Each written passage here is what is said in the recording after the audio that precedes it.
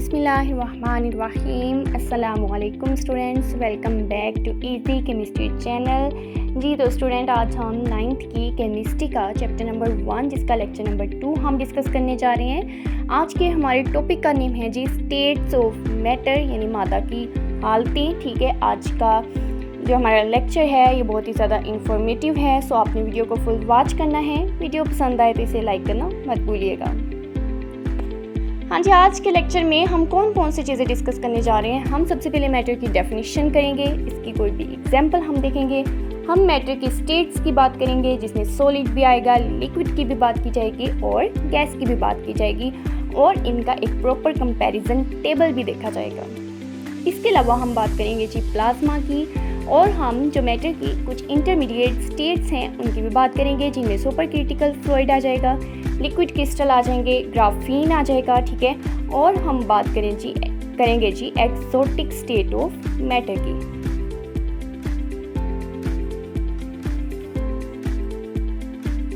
हाँ जी, सबसे पहले हम देखते हैं जी मैटर क्या है। मैटर कोई भी शय होती है जिसका मास होता है और वो स्पेस को ऑक्यूपाई करता है, यानी हर वो चीज़ जिसका जो है वज़न हो, ठीक है, और वो जगह घेरती हो, उसे हम नाम देते हैं जी मैटर का।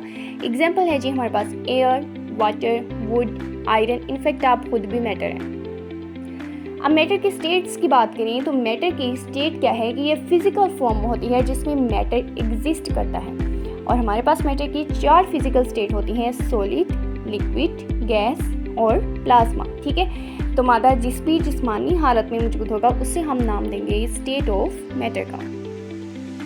सबसे पहले हम बात करते हैं जी सॉलिड की। एक तो इसमें डेफिनेट शेप होती है, इनका डेफिनेट वॉल्यूम होता है, पार्टिकल्स टाइटली पैक्ड होते हैं जिसकी वजह से इनमें इंटरमॉलिक्यूलर फोर्सेस भी स्ट्रॉन्ग होती हैं। इनको हम इजीली कंप्रेस नहीं कर सकते, ये कंप्रेसिबल नहीं होते। आइस भी हमारे पास सॉलिड में आएगी, स्टोन सॉलिड में आ जाएगा। ठीक है, आयरन हो गया। ठीक है, तो ये तमाम चीज़ें हमारे पास आ जाती हैं जी सॉलिड में, यानी कि इनकी शक्ल मुकर्रर होती है, इनका हुजम भी मुकर्रर होता है, मखसूस होता है। ज़रात एक दूसरे के बहुत करीब होते हैं, क़ुव्वत कशिश जो है वो बहुत ज़्यादा होती हैं, जिसकी वजह से हम इनको आसानी से दबा नहीं सकते। जी, तो ये तो हमने कुछ प्रॉपर्टीज़ की बात कर ली, सॉलिड की प्रॉपर्टीज़ की। ठीक है, यानी ठोस के बारे में जो है हमने डिस्कस कर लिया। नेक्स्ट हम बात करते हैं जी लिक्विड के बारे में। लिक्विड का वॉल्यूम डेफिनेट होता है, लेकिन शेप इनकी कोई डेफिनेट नहीं होती। ये कंटेनर की शेप जो है वो अख्तियार कर लेते हैं, पार्टिकल्स नज़दीक होते हैं, लेकिन इनमें कुछ हद तक मूवमेंट हो सकती हैं, और ये कुछ हद तक स्लाइटली कंप्रेसिबल भी हो सकते हैं, यानी किसी हद तक हम इसको कंप्रेस कर सकते हैं। जी, तो इनका हुजम मुकर्रर होता है, शक्ल मुकर्रर नहीं होती, ये बटन की शक्ल अख्तियार कर लेते हैं। इनमें ज़रात करीब होते हैं लेकिन हरकत करते रहते हैं। ठीक है, जिसकी वजह से हम इनको बहुत कम जो है वो दबा सकते हैं। ठीक है, इसमें हमारे पास एग्जांपल आ जाती है जी वाटर, मिल्क और ऑयल वगैरह। ठीक है, ये हमारे पास आ जाते हैं जी लिक्विड। नेक्स्ट है गैस।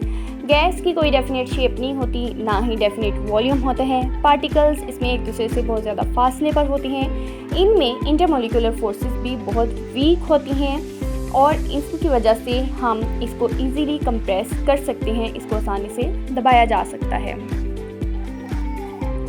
ना तो इनकी शक्ल मुकर्रर होती है, ना ही हुजम मुकर्रर होता है। ज़रात एक दूसरे से बहुत दूर होते हैं, क़ुव्वत कशिश भी बहुत कम होती हैं, और हम इनको आसानी से दबा सकते हैं।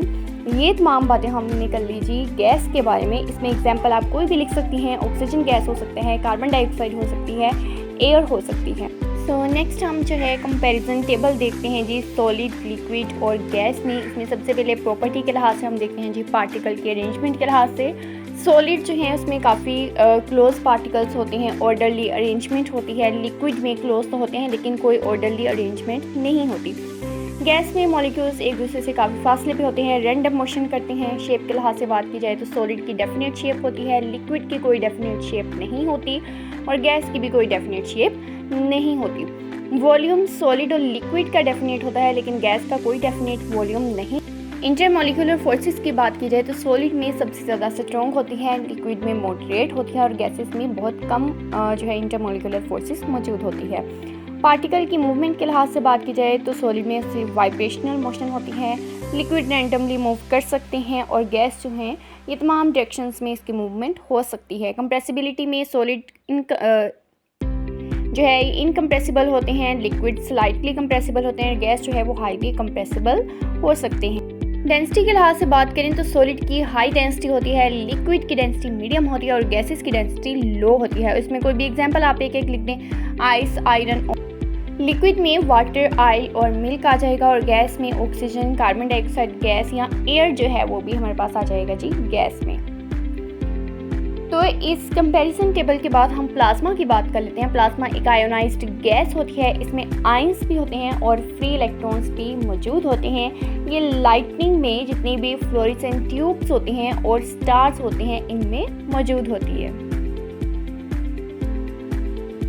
ये प्लाज्मा एक आयोनाइज्ड गैस है, इसमें आयंस और आज़ाद इलेक्ट्रॉन मौजूद होते हैं। ये बिजली की चमक फ्लोरेसेंट ट्यूब और सितारों में भी पाई जाती है। प्लाज्मा की बात हम बात करते हैं जी इंटरमीडिएट स्टेट्स जो हैं मैटर की, उसकी बात कर लेते हैं। इंटरमीडिएट स्टेट ये स्पेशल फॉर्म होती है मैटर की, जिसमें दो डिफरेंट स्टेट्स जो हैं उनका एक ही टाइम पे प्रॉपर्टीज़ मौजूद होती हैं। तो यानी मादा की दो मुख्तलिफ हालतें लेकिन एक जैसी खसूसियात उनमें एक वक्त में मौजूद होती हैं, इसे नाम दिया जाता है जी इंटरमीडिएट स्टेट्स ऑफ मैटर का। इसमें सबसे पहले आता है जी सुपर क्रिटिकल फ्लूइड। इसमें प्रॉपर्टीज़ होती है लिक्विड और गैस की, ठीक है। ये हाईली कंप्रेस्ड होते हैं और इसको एक्सट्रैक्शन प्रोसेसेस में और केमिकल रिएक्शंस में यूज़ किया जाता है। इसमें मादा की दो हालतें होती हैं, एक लिक्विड और दूसरी गैस की, एक ही टाइम में मौजूद होती हैं। यानी इसमें माया और गैस दोनों की खुसूसियात होती हैं। ये बहुत ज़्यादा दबाव में बनता है, इसमें केमिकल रिएक्शंस और मुख्तलिफ अशिया में ये इस्तेमाल होता है।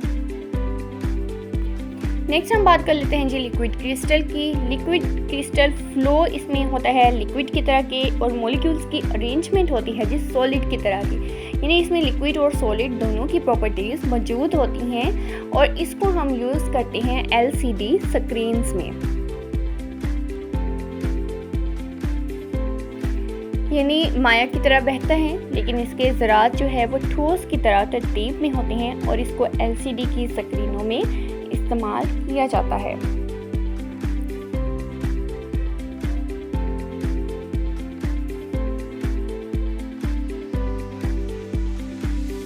नेक्स्ट हम ग्राफीन की बात कर लेते हैं जी। इसमें सिंगल लेयर होती है कार्बन एटम्स की। ये एक्सट्रीमली स्ट्रॉन्ग होते हैं, लाइट वेट होते हैं और एक्सीलेंट कंडक्टर होते हैं जी इलेक्ट्रिसिटी के। यानी कार्बन के एटमों की एक बहुत ही बारीक तह होती है जो बहुत मजबूत होते हैं। ये हल्के होते हैं और ये बिजली के बेहतरीन मौसल होते हैं कि इसमें से बिजली आसानी से पास कर जाती है। एक तो इसकी 2 डायमेंशनल शेप होती है, इसके अलावा इसमें सिंगल लेयर होती है जी कार्बन एटम्स की, और ये जो सिंगल लेयर है कार्बन एटम्स की ये इसको शेप देती है जी हेक्सागोनल। 6 कॉर्नर वाली जो रिंग्स होती है उसे हम नाम देते हैं जी हेक्सागोनल शेप का। जी ये तो हमने बात कर ली जी इंटरमीडिएट स्टेट्स की। लास्ट पे हम बात करते हैं जी एक्सोटिक स्टेट ऑफ मैटर की। अब मैटर की कुछ स्टेट्स ऐसी होती हैं जो एवरीडे लाइफ में कॉमनली हमें जो है वो नज़र नहीं आती, यानी आम हालात में मौजूद नहीं होती, उसको हम नाम देते हैं एक्सोटिक स्टेट्स ऑफ मैटर का। इसमें हमारे पास एग्जांपल आ जाती है जी डार्क मैटर की, बोस आइंस्टाइन कंडेंसेट की, न्यूक्लियर मैटर, इसके अलावा क्वांटम स्पिन लिक्विड की। तो स्टूडेंट हमारा आज का लेक्चर यहाँ पर मुकम्मल होता है। वीडियो पसंद आए इसे लाइक और चैनल को सब्सक्राइब करना मत भूलिएगा।